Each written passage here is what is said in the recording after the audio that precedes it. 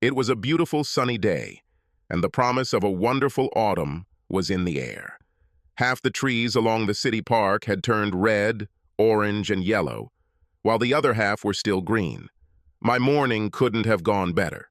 It was my 30th birthday, and 3 of my colleagues surprised me with an offer to go out to lunch, and my manager told me to take the rest of the day off. I decided to take a walk after leaving the restaurant instead of returning to our empty apartment. That's why I found myself walking through the park, and why I was at the corner of Main and Pine when it caught my attention. There was a bouquet of flowers in a trash can at the edge of the park. It wasn't just a bunch, an almost tacky arrangement of red roses, yellow irises, purple larkspur, and 4 flowers I couldn't identify, all of which were in the trash can. I crossed the street and went into a cute outdoor cafe. There were 2 free tables overlooking the park. I sat at the table closest to the street, ordered a Campari Negroni, and watched people walk past the trash can. Several people walked by the bouquet and took double shots, and some even stopped and came back to take a closer look. Nobody touched the flowers, although one lady took a photo of them on her mobile phone. I sipped my drink slowly as the man in the business suit stopped, shook his head, then moved on. He was a handsome young man, perhaps my age, a little plump, maybe 175 centimeters tall. My thoughts began to wander. John Farnsworth couldn't help but be surprised at his recent streak of luck. 5 years after graduating from graduate school, 5 years working hard at the bank, and today he was called into the president's office and informed that the board of directors had elected him vice president.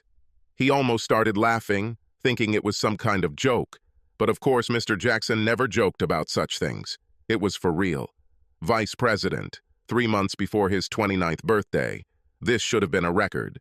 And in fact, it was a record according to his administrative assistant, Ms. Barnes, who has been with the bank since its founding in 1989.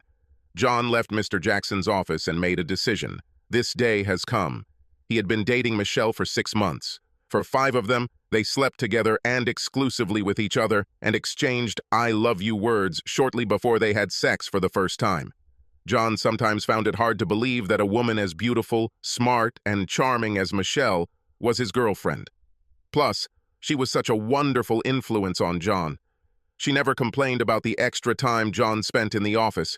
She was always ready to go and do anything at a moment's notice, and she encouraged him to be the best. Her support brought him back to the gym. Over the past 6 months, John had lost 20 pounds and looked his best since wrestling in high school. He planned to lose another 5 kilograms before buying several new suits. His current wardrobe made John look overweight.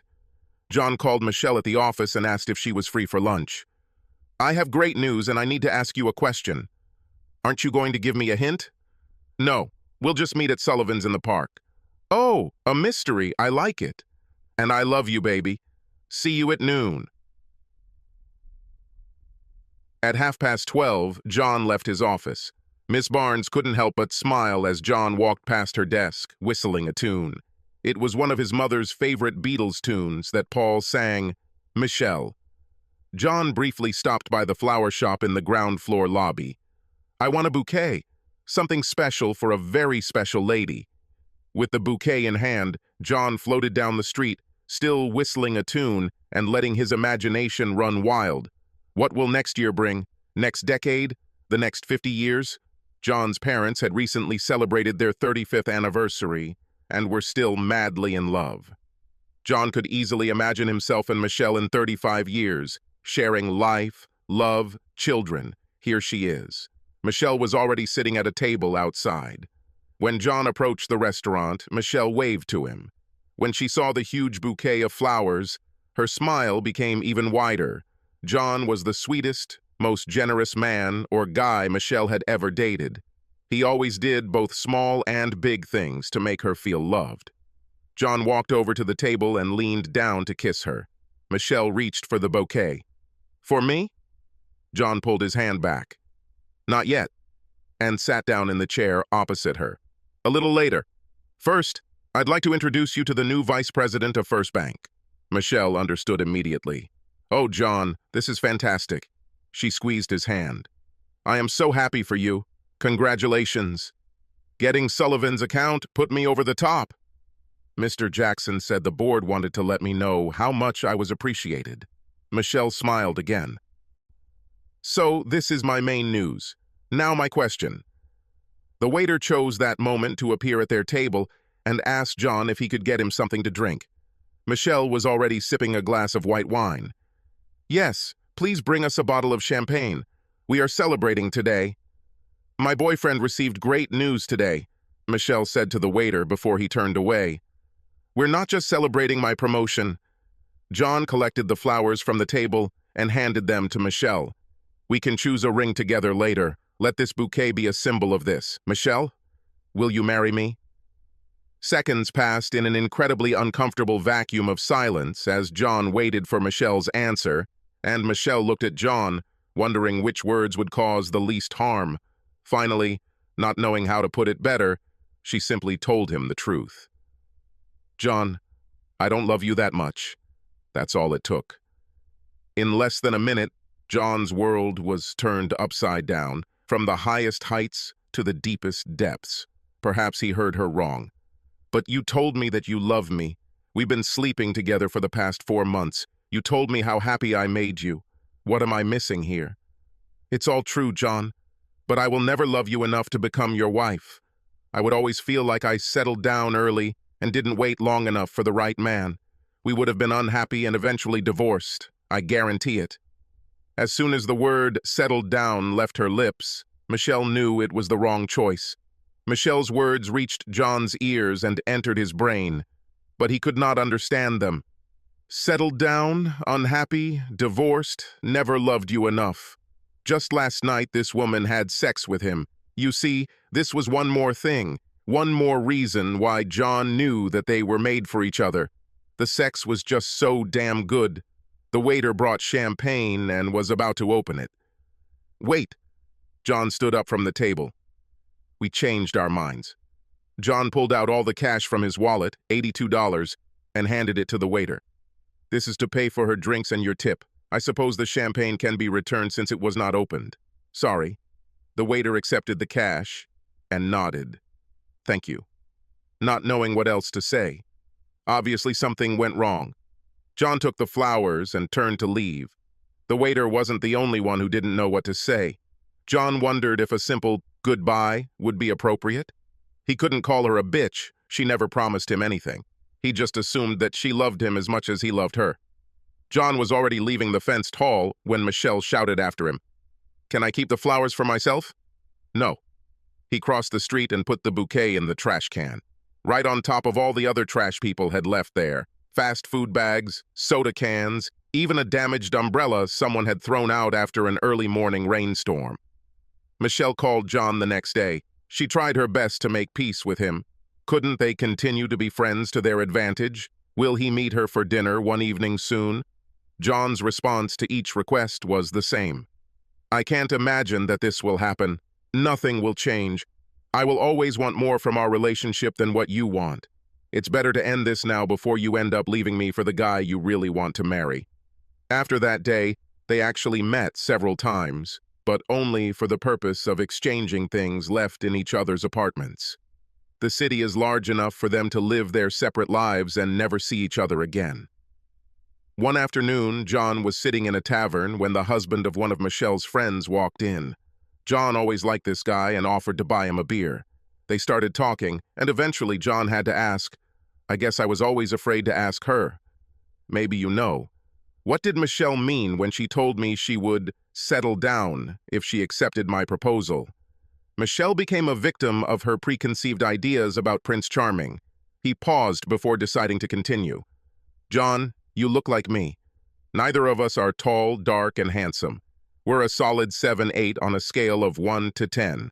I'm lucky. My wife loves me for who I am. Find yourself a woman who doesn't care about all this bullshit and loves you for the same reasons. There are many women like my Jennifer. I lost almost 9 kilograms while I was dating Michelle, but I will never be more than 175 centimeters. If it's any consolation, Michelle told Jen several times how much she misses you. Told Jen all about your wonderful qualities.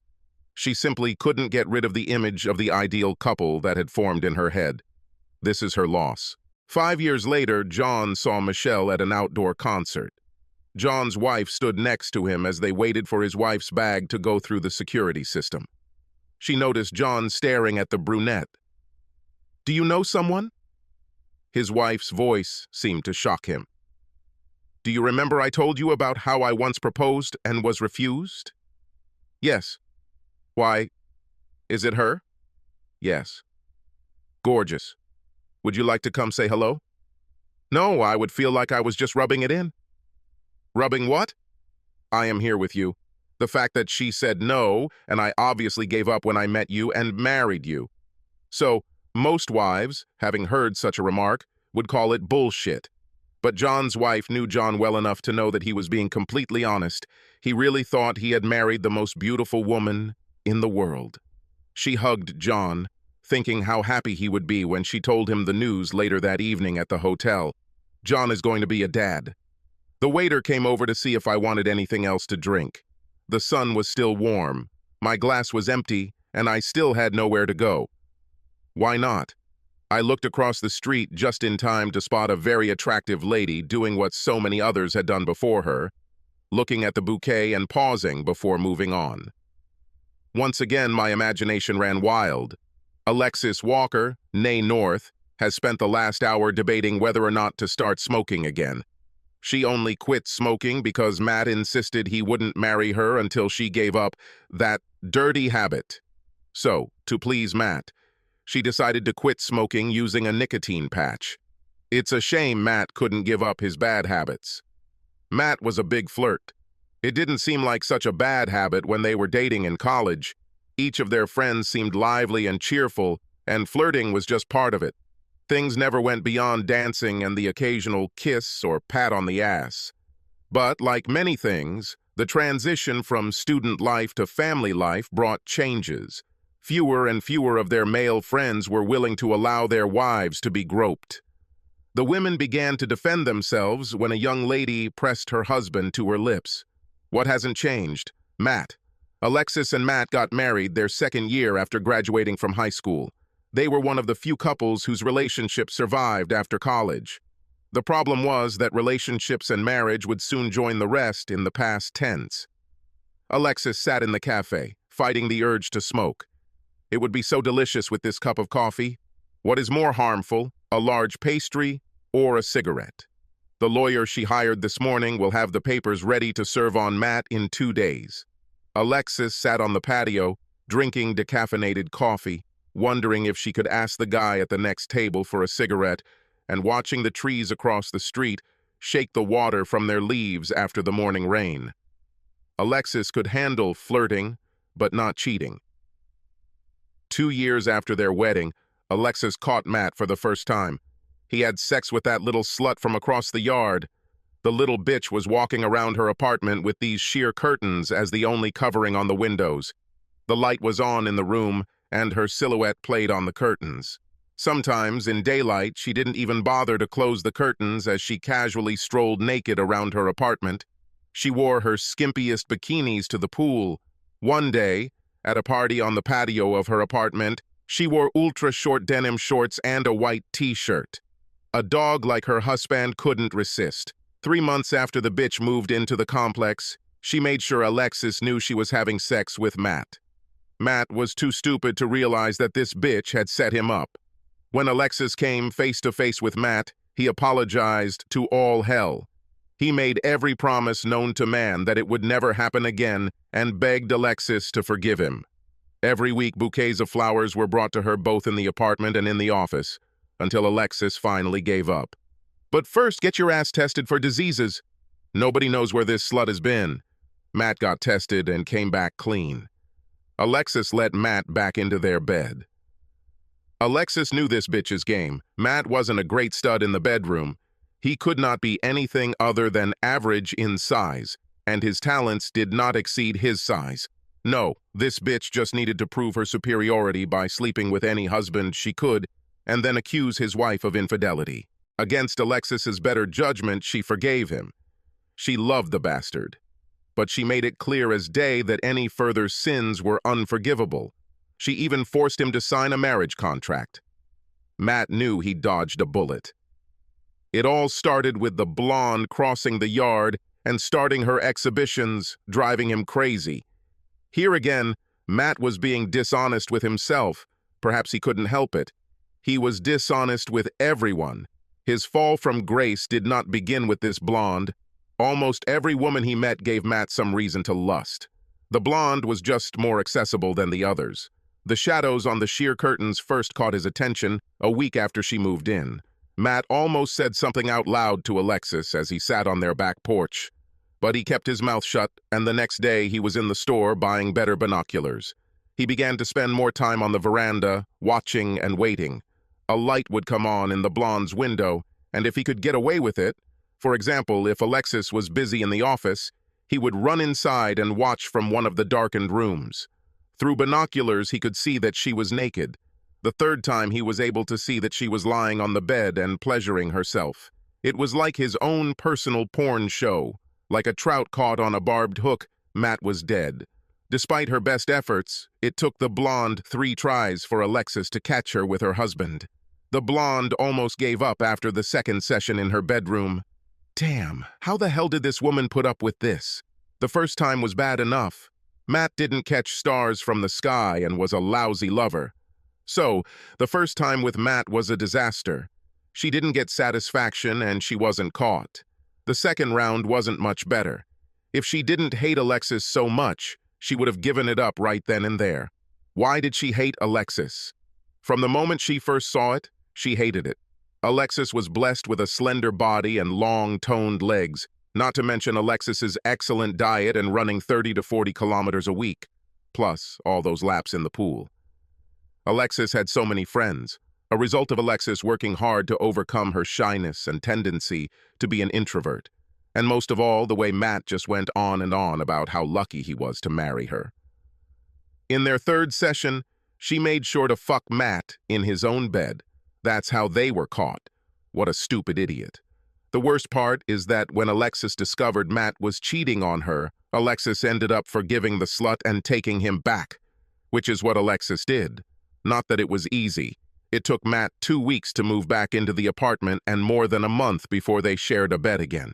Over the next year, Matt did everything he could to convince Alexis that his cheating days were over. Alexis carefully opened her heart to Matt, forgiving him and doing everything she could to forget his cheating. Alexis shouldn't have been surprised when, just over a year later, she found out he was cheating again. The surprise was greater at how she found out. Matt was playing golf when the doorbell rang. Opening the door, she looked at the young girl standing in front of her. "Are you Alexis?" "Yes." Alexis was expecting the girl to ask if she wanted to buy some Girl Scout cookies or something, but why would this young girl know her name? "Can I talk to you, please?" "Continue. It's kind of personal. Can I come in?" Alexis looked behind the girl. She heard about a scam where some bandit comes after a girl. She saw no one and unlocked the door. She blocked the door as soon as the girl crossed the threshold. "How can I help you?" The girl took a deep breath. "You can let Matthew go. Give him a divorce." Alexis almost went into shock and barely spoke. "Sorry? Why don't you let Matthew go? If you loved him as much as you should, you would want him to be happy and let him go." "I'll make him happy." If Alexis had watched this scene on some cheesy romance show, it might have seemed crazy and funny, but it was her life, damn it, not some TV show. Alexis had a cauldron of hot lava bubbling inside her, but she needed answers, and she kept her cool. Despite this, Alexis could not resist asking, "How old are you?" The girl seemed hurt by the question, but answered, "Next month I will turn 19. Alexis didn't say it out loud, but she thought, 18, too bad. A year younger and I could throw his ass in jail. Alexis needed to keep the conversation going, so she turned on her phone's recorder. She almost asked if the girl would like a glass of wine, but remembered that she was too young to drink. "Can I offer you a Coca-Cola?" Lacey, that was her name, thought things were going pretty well. She was expecting a hysterical vixen from the way Matt had described her. She offers Coca-Cola instead. Alexis returned to the room with a Coca-Cola for Lacey and a glass of wine for herself. 20 minutes later, Alexis's patience ran out. Lacey left, and Alexis's phone was filled with messages saying, "Who is this girl? Where did they meet?" That this has been going on for 2 months. And Alexis could have done without hearing how wonderful it was when Lacey and Matt were making out love, but now had it all recorded on tape. By the time she left, Lacey had Alexis promise that Matt would soon be free. Alexis pulled herself together, packed her bag, and drove to her sister Haley's house. As soon as she walked through the door, Alexis collapsed and sobbed for the next hour as her sister hugged her. Haley's heart sank as Alexis's shoulders shook uncontrollably, telling her of Matt's misdeeds. Haley never knew about the first woman and wanted Matt to walk through the door. She would like nothing more than to kick his ass for what he did to her little sister. It was on Sunday. My sister called a friend who had recently divorced. By Monday morning, Alexis had an appointment with her lawyer for Wednesday. Now, after their meeting with the lawyer, she was optimistic about everything that would happen after the divorce, and Matt would be served with the papers on Friday. Alexis finished her cup of coffee and was ready to head home. It was time to pack a few more things from the house when she looked up and saw Matt standing with a large bouquet of flowers. "Come home, Alexis." "I'm sorry, so sorry." Alexis left the cafe and crossed the street. Matt followed her. "What can I do to make amends?" Alexis stopped and reached for the bouquet. Matt was stunned, thinking to himself, "Can it really be that simple? Maybe she really loves me enough to forgive me a second time." Alexis took the flowers, smelled the bouquet, and threw it in the trash. "You can shove your flowers up your ass and never talk to me again. Then you and little Miss Teeny Bopper can discover your love together. You can take her to the latest boy band concert and drink Coke together while she shakes her breasts in front of your nose." Alexis took a deep breath. "You make me sick." Alexis jumped into the taxi and asked the taxi driver to drive 2 blocks to the garage where her car was parked, giving the taxi driver a decent tip for the short ride. Alexis drove back to her sister's, changed into her workout clothes, and ran a few kilometers. By the time she returned home, her sister and brother-in-law Kyle were home.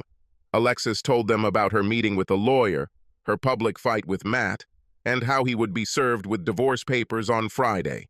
Her brother-in-law noticed this and interrupted her. "Wait, did Matt meet you at the cafe with flowers? How did he know where to find you?" "My God, I never thought about this. Let me see your phone." Kyle pressed a few buttons. "Did you know you have a tracking app on your phone?" "I didn't install it there." "Matt probably did. Probably to make sure you weren't stalking him when he met his teenage girlfriend. Or maybe to track whether you did to him the same way he did to you. That's the problem with cheaters. If you can't trust your fidelity, how can you trust your significant other?" While they were talking, Kyle was busy with Alexis's phone. "Here, everything has been deleted. Matt was served on Friday. He called Alexis at least every other day. He asked for forgiveness and promised to be faithful until the end of their life together." Alexis didn't give in the second time, and 6 months later, the divorce was final. But not before Matt's lawyer requested, and the judge ordered 3 counseling sessions for the couple. The counseling sessions were positive for Alexis. She learned that Matt's serial adultery had nothing to do with her. In the end, it had more to do with Matt's lack of self-respect than her lack of love for him. All his courageous character was compensation for the bullying he suffered as a child. From his brother, school friends, and other people. His first high school girlfriend dumped him shortly after they first made love and started dating his ex-best friend. The poor guy ends up dating, courting, and marrying Alexis, a truly beautiful woman, beautiful inside and out. He never realizes that he has won the heart of a wonderful, faithful, loving woman, and their breakup is a self-fulfilling prophecy due to his subsequent actions. Matt would still be married to Alexis if he just believed in her. This was a year later, 6 months after her divorce was finalized. One afternoon, Alexis' sister called with an invitation to dinner on Saturday night. "Dress comfortably, but nicely. I have a friend who I work with at the bank. His name is John, who you should meet." "Another one of your setups?" "This guy is different. You'll like him. He is smart, successful, and not overly self-confident." That sounds like the male equivalent of outstanding personality. Alexis laughed when she said this, but agreed to attend. The dinner party was a great success, and Alexis accepted John's invitation to go to the show and dinner the following weekend. John Farnsworth rang a bell while holding a bouquet of autumn asters. Alexis answered the door wearing a beautiful dark blue dress and 10 centimeters heels. When John entered the house, he met Alexis's stunning blue eyes. "You look amazing." Alexis took the bouquet in one hand and played with John's lapel with the other. "And you look very smart yourself." "Let me put this in the water." John was almost embarrassed watching Alexis's shapely ass in that dress as she walked into the kitchen. And those legs are outstanding. As John helped Alexis put on her coat, she decided to get rid of it right away, so she asked, "I'm wearing heels. Will this be a problem?" John was a little surprised by the question and wondered if he had time to turn in those damn theater tickets if she was trying to back out of their date. Perhaps she regretted accepting his invitation now that she was standing next to him. "No. I like looking into your eyes this way. Will it be a problem if you are accompanied by a guy of my height? Look, I'm sorry, last month I was dating a guy about your height and he asked me to wear ballet flats. I didn't even think about it until you came to the door. I just didn't want to seem like a bitch. I suck at dating. Ask my sister, she'll tell you." John laughed, although he wondered if it made her even more awkward. It was all too ridiculous. "Okay, can we start over?" Alexis blushed. "Yes, please. Let's go, otherwise we'll be late." John took her hand and led her to his car, holding the door for her. John headed downtown, looking back at Alexis. "Do you have problems dating a guy my height? Especially with a guy who loves the way your legs look in those heels?" Alexis understood why her sister was so eager to set her up with this guy. He was direct and confident without being arrogant. "My ex-husband was 185 centimeters and a cheating asshola. How much do you have? 180 centimeters?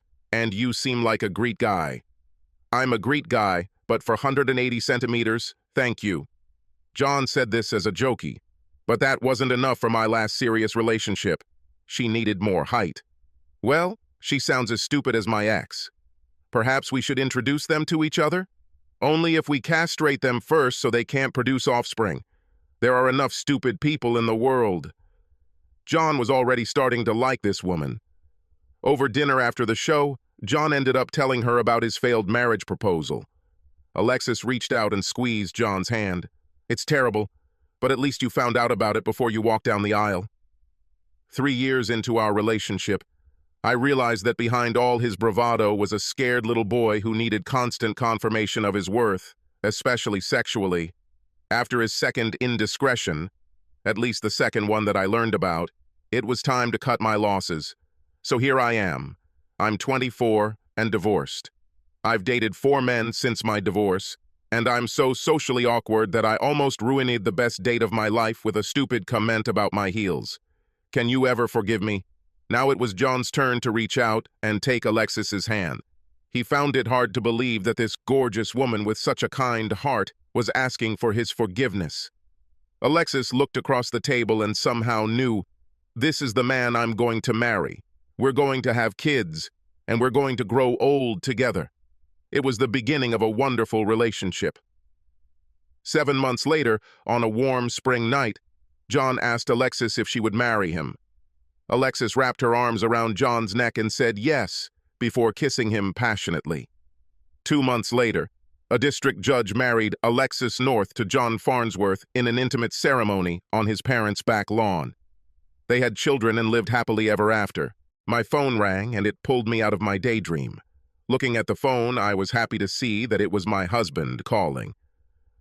"Hi, baby." "Katie, where are you?" "I'm sitting in Sullivan's across from the park, drinking and dreaming." "Where are you?" "I came home early. I called your office and they told me you left after lunch. I decided to come home and surprise you. Thought we could have an early cocktail, then an early dinner, and then maybe go to bed early. Anthony, are you a dog trying to seduce me?" This thought came to my mind. Today is your birthday, and I wanted to give you something special. Special like the one you gave me last night and the night before? No, it's really special. I bought some magic pills that were advertised on late-night television. Tonight you have King Kong." Anthony said the words with difficulty before bursting into laughter at his own joke.